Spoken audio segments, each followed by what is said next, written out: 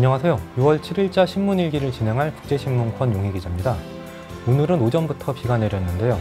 저녁 즈음에는 모두 그친다고 합니다. 미세먼지는 좋은 수준입니다. 그럼 신문일기 진행하도록 하겠습니다. 사상공단 솔빛학교 2년째 이전 제자리. 장애인들이 다니는 재활특수학교인데요. 2015년부터 이전을 추진했다고 합니다. 그런데 학교 신축이 어렵고 갈 곳이 없다는 이유로 아직 못 옮기고 있고요. 여전히 악취랑 소음 고통에 시달리고 있다고 그러네요. 최근에는 유해가스도 노출되는 사고가 있었는데 기사 한번 보겠습니다. 지난 1일 발생한 부산 사상구 유해가스 노출 사고로 장애인 특수학교인 솔빛학교의 이전 문제가 다시 수면 위로 부상하고 있다. 솔빛학교에는 사상구와 북구에 거주하는 지적장애, 지체장애 학생 148명이 재학 중인데요. 가스 누출 현장과는 불과 500m 떨어져 있다고 합니다. 당시 사상구에서는 반경 1km를 위험지역으로 설정을 했었죠. 공업지역에 자리 잡은 탓에 악취 소음 민원이 그동안 끊이질 않았으나 이전은 수년째 제자리라 그러네요. 실제 취재진이 찾아가 봤더니 학교 주변에 용접기 자재, 페인트 제조 공장, 악취가 심하겠네요. 신발과 의류 공장, 이쪽도 악취가 심합니다. 그래서 불쾌한 냄새 때문에 숨을 쉬기가 쉽지 않을 정도였다고 합니다. 이 같은 문제 때문에 2013년부터 분지에서 보도가 됐습니다. 학교 쪽은 공기청정기를 지원하고 청정지역으로 학교를 이전하는 방향을 논의하기 시작했다는데요. 아직까지 4년이죠. 2013년이랑 비교를 하면은. 교육청 관계자 해명을 들어보겠습니다. 학교 건물을 신축하는 것은 현실적으로 적다. 학교 통폐합 과정에서 남는 학교 건물을 개조해서 사용을 하겠다고 그러네요.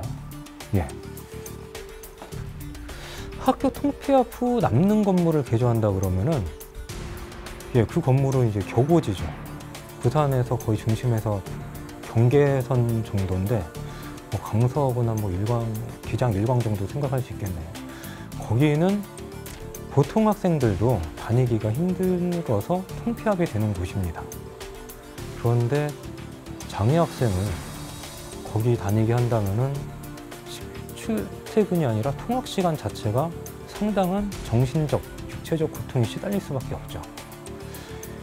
만약에 자녀분이 이런 상황이라면 이런 거를 고민조차 하겠는지 의문이 듭니다. 다음 기사 한번 보겠습니다.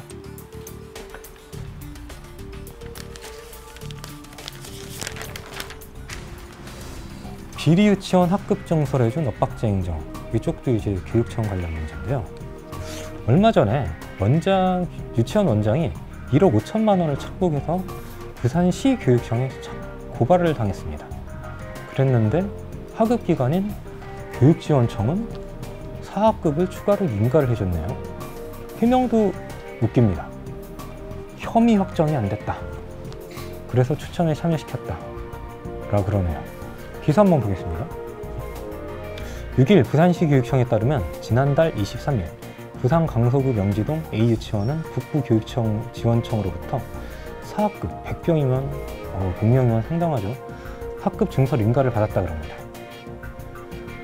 지원청 쪽은 명지동 인구 유입에 따라 유치원 31학급 증설을 추진 중이라 그러네요. 그래서 추가 증설을 허가해줬다 그러는데 이 유치원은 최근 교육청 감사에서 가정통신문 이중 작성 수법으로 3천만 원을 챙기는 등 억대에 달하는 돈을 부정 착복을 했죠. 교육지원청 해명도 웃깁니다. 한번 보겠습니다. 부산 북부교육지원청 측은 교육청에서 아직 시정명령을 요청하긴 했으나 아직 경찰 조사를 통해 혐의가 확정이 안 됐다라고 합니다. 보통 혐의가 확정이 안 됐다. 이런 해명은 피의자 쪽에서 발뺌을 할 때 하는 해명이죠.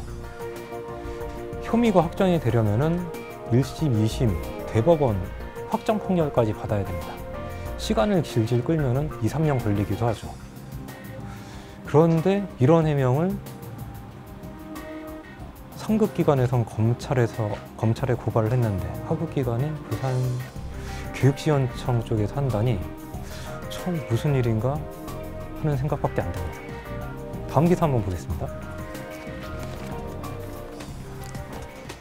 민주화 사업 지원 부산조례 만든다.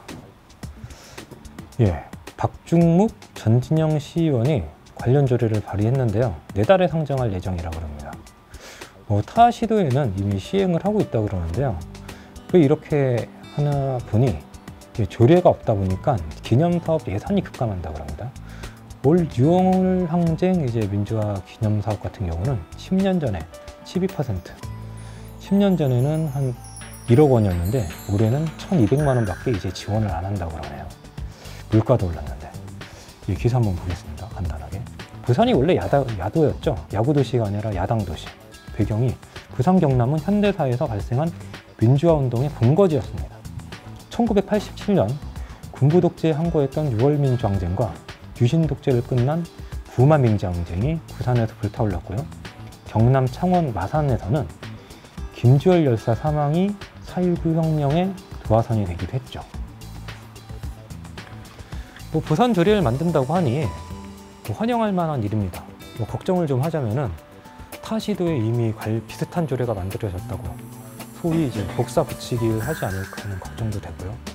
또 한 가지 당부를 하자면은 가능하면 민간의 참여를 독려할 수 있는 내용이 들어갔으면 좋겠습니다. 정권에 따라 지원 예산이 거의 10분의 1 토막이 났잖아요. 대신 민간의 참여를 독려를 하면은 예산이 어느 정도 수준은 유지가 될 수 있을 거고요. 사업 취지에 맞게 좀 더 폭넓은 참여를 유도할 수 있잖아요. 그들만의 리그가 돼선 곤란한 사업이기도 하고요. 그럼 지금까지 국제신문 권영희 기자였습니다. 고맙습니다.